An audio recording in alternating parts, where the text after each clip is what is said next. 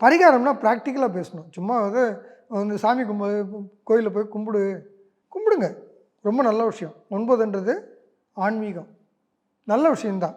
ஆனால் தன் இருக்கும் இடத்தை விட்டு நகர்ந்தால், ஏதாவது என்னென்னா கௌரவம்னு எந்த வேலைக்கும் போக முடியாத சூழ்நிலை. என் கௌரவத்துக்கு இந்த வேலை செய்ய முடியுமா அப்படின்னு கேட்குற நிலைமை இருக்கும். நான் எங்கள் அப்பா யார், அவர் பிள்ளையாக இருந்துட்டு நான் இந்த வேலைக்கு எப்படி போகிறது அப்படின்னு சொல்லுவாங்க, பேசுவாங்க.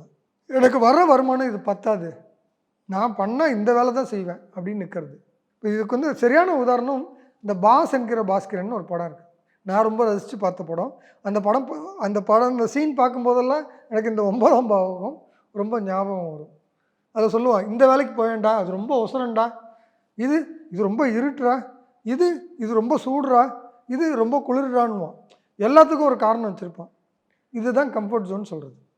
இந்த கம்ஃபர்ட் ஜோனை விட்டு வெளியில் போயிட்டாங்கன்னா, வேறு ஊருக்கு போயிட்டாங்கன்னா, இந்த கௌரவம்னு பார்க்க மாட்டாங்க.